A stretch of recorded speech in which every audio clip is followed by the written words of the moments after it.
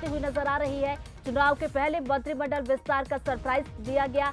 3 महीने पहले हमने देखा कि किस तरीके से 39 प्रत्याशियों के नाम का ऐलान भी किया गया। तो चुनाव के पहले और भी सरप्राइज बीजेपी दे सकती है। आपको बता दें कि 27 अगस्त को भी लाडली बहनों को शिवराज सरप्राइज दे सकते हैं। तो राखी से पहले लाडली बहनों को सरप्राइज दिया जाएगा। आपको बता दें उम्मीदवारों की अगली लिस्ट पर भी निगाहें हैं। अगली लिस्ट में भी सरप्राइज हो सकता है। तो बता दें कि लिस्ट में कई चौंकाने वाले नाम सामने आ सकते हैं। तो देखिए, हाल फिलहाल की बात की जाए तो हम लगातार देख रहे हैं, सबसे पहले बीजेपी ने 3 महीने पहले प्रत्याशियों के नाम का ऐलान किया। उसके बाद हमने देखा कि कैबिनेट विस्तार किया गया। 3 विधायकों ने मंत्री पद की शपथ ली। 3 चेहरे आज मंत्रिमंडल में शामिल हुए। और उसके बाद अब कल की बात की जाए तो लाडली बहनों से संवाद उनका होगा, कार्यक्रम में वो पहुंचेंगे। यहाँ पर भी देखने वाली बात होगी कि क्या कुछ बड़ी घोषणाएं करके वो सरप्राइज दे सकते हैं। तो देखिए, लगातार हम देख रहे हैं कि बीजेपी की तरफ से सरप्राइज एलिमेंट देखने को मिल रहा है। हालांकि देखिए, लाडली बहना कार्यक्रम की बात की जाए तो कल होगा, लेकिन इसके साथ साथ इसको लेकर भी चर्चा जोरों पर है कि बीजेपी की दूसरी लिस्ट जल्द आ सकती है, जिसमें कई चौंकाने वाले नाम हो सकते हैं। तो दूसरी लिस्ट भी आ सकती है, इसे लेकर के भी बात कही जा रही है। ये 3 चीजें देखिए, लिस्ट जल्दी जारी की, मंत्रिमंडल का विस्तार किया, और तीसरा सरप्राइज अब क्या है ये देखना बेहद दिलचस्प होगा। और सबसे बड़ी बात है कि जिस तरह से विपक्ष सोच भी नहीं पाता है, उससे पहले बीजेपी लगातार काम कर रही है। आमतौर पर ये सुनने में आ रहा था कि कांग्रेस पहले अपने लिस्टों के नाम जारी करेगी, लिस्ट जारी करेगी, अपने प्रत्याशियों के नाम जारी करेगी, लेकिन बीजेपी ने चौंकाते हुए 39 प्रत्याशियों की एक लिस्ट जारी की। उसके बाद ये कहा जा रहा था कि अब चुनाव का अंतिम समय है, चुनाव आने को है, और ऐसे में मंत्रिमंडल का विस्तार संभव नहीं है और नहीं होगा। लेकिन उसके बावजूद भी मंत्रिमंडल विस्तार कर दिया गया, 3 नए मंत्री बना दिए गए। लेकिन अब तीसरा प्लान बीजेपी का क्या है, इस पर सभी की निगाहें बनी हुई है।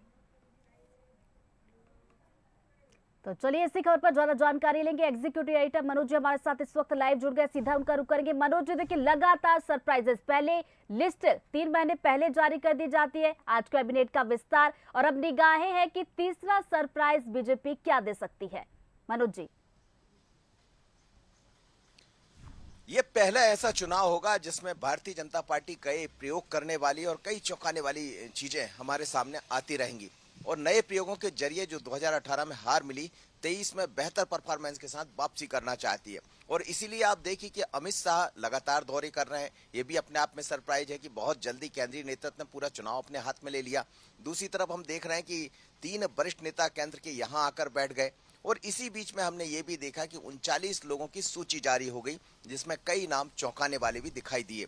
अब जो नंबर है मंत्रिमंडल विस्तार के बाद, ये भी चौंकाने वाला निश्चित रूप से एक बड़ा कदम था भारतीय जनता पार्टी सरकार का और संगठन का। और अब जो नया कदम है वो है 46 लोगों की सूची। जो मेरे पास जानकारी है कि करीब 46 लोगों की सूची आ सकती है, और ये सूची 2-3 दिन में दिखाई दे सकती है। इसमें नाम चौंकाने वाले होंगे, कई चेहरे बदले जा सकते हैं जिस तरह की खबरें आ रही है। लेकिन ये जरूर है कि ये सूची भी चौंकाएगी भी जब सामने हमारे होगी, और सरप्राइजिंग भी होगी कि आखिर ये कैसे हो गया। बीजेपी की आज या कल में एक फिर अंतिम बैठक हो रही है, जिसमें इसको अंतिम अंजाम दे दिया जाएगा। उसके बाद केंद्रीय नेतृत्व इसको मोहर लगा देगा। तो रक्षाबंधन के आसपास ये सूची हमारे सामने होगी, जिसमें 46 लोग आपको दिखाई देंगे। बिल्कुल, और लगातार जिस तरह से जो और अब ये एक बीजेपी का माहौल देखने को मिल रहा है, बीजेपी जिस तरह से चौंका रही है, कहीं लिस्ट जारी कर देती है, कहीं राखी से पहले बहनों को सौगात देने की बात कही जाती है, और कहीं एकदम से पता चला कि मंत्रिमंडल में भी 3 नए मंत्री भी बना दिए गए। तो ये वाकई एक चौंकाने वाली पॉलिसी बीजेपी चल रही है। चलिए, हमारे न्यूज हेड शरद द्विवेदी जी भी हमारे साथ जुड़ गए हैं। शरद जी, बीजेपी को आमतौर पर देखा जाता है कि वो अपनी रणनीति के लिए जानी पहचानी जाती है, कि रणनीति बनाने में बीजेपी माहिर है। लेकिन अब अगर मध्य प्रदेश में विधानसभा चुनावों से पहले देखें तो जो सरप्राइजिंग वाला एक रणनीति बीजेपी ने तैयार की है, इसे कैसे दे सकते हैं? क्या ये वास्तव में एक मनोवैज्ञानिक प्रयोग है कि लोगों को एक अपने जो माहौल है उसमें बनाए रखें और लोग बीजेपी से लगातार जुड़े रहें? एक चीज जो सबसे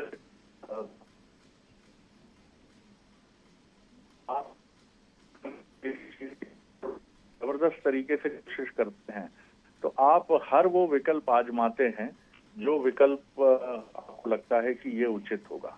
उसको लेकर जाहिर है, जैसा आपके हमारे मन में बातें आती हैं कि ये करना ठीक होगा कि नहीं होगा, हमारे परिवार में भी सहमति रहती है कि ये करना उचित नहीं है। जी। वैसे बीजेपी के मन में भी दुविधा है। यही वजह है कि चाहे 39 सदस्यों की सूची लाने की या मंत्रिमंडल विस्तार की, ये दुविधा बीजेपी में देखी गई है, लेकिन बीजेपी हिचक नहीं रही है और वो कोशिश कर रही है कि वो हर वो विकल्प आजमाए जो उसे जीत के रास्ते पर आगे बढ़ा सकता है। रक्षाबंधन है, 2-3 दिन के बाद एक बड़ी घोषणा रक्षाबंधन को लेकर सामने आ सकती है। बीजेपी के तमाम विधायक जो है वो अलग अलग स्थानों पर मध्य प्रदेश के बहनों से राखी बंधवाएंगे और उसी दौरान समझा जाता है कि गैस सिलेंडर जो एक कांग्रेस की बड़ी घोषणा है, घोषणा पत्र की कि 500 रुपए में सिलेंडर देंगे, ये भी एक महत्वपूर्ण विकल्प है। आपने ये भी देखा होगा कि बीजेपी आमतौर पर फ्री बीज या जिसको कहते हैं रेवड़ियां बांटने की मनोवृत्ति के विरुद्ध है, लेकिन मध्य प्रदेश के चुनाव में हमने देखा कि बीजेपी ने बड़ी बड़ी घोषणाएं करने से भी परहेज नहीं किया है। तो ये बताता है कि चुनाव का रण बहुत रोचक है मध्य प्रदेश का, और इसमें बीजेपी एज लेकर चलने के लिए, कांग्रेस को चौंकाने के लिए, खुद अपने को भी चौंकाने के लिए, अपने कार्यकर्ताओं को, अपनी पार्टी को भी चौंकाने की एक रणनीति के साथ आगे बढ़ रही है।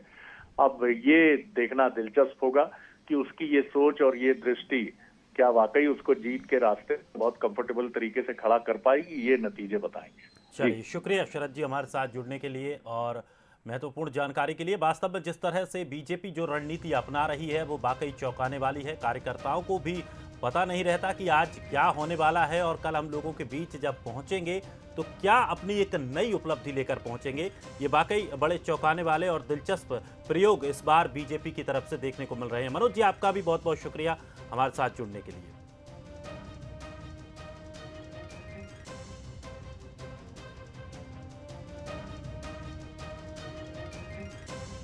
तो बीजेपी अब अगला सरप्राइज क्या लेकर आएगी, इस पर सभी की निगाहें टिकी हुई हैं। चाहे बीजेपी के कार्यकर्ता हो या आम जनता हो या विपक्ष हो, सभी की निगाहें टिकी हैं कि आखिर अब बीजेपी का अगला सरप्राइज क्या होगा। अब देखना यह होगा कि कल एक बड़ा कार्यक्रम है, मुख्यमंत्री शिवराज सिंह चौहान इस कार्यक्रम में संबोधन भी करेंगे और उन्होंने साफ तौर पर कहा है, अपनी लाडली बहनों से कहा है कि कल मेरा इंतजार करें, मैं आपके लिए कुछ तोहफा लेकर आऊंगा।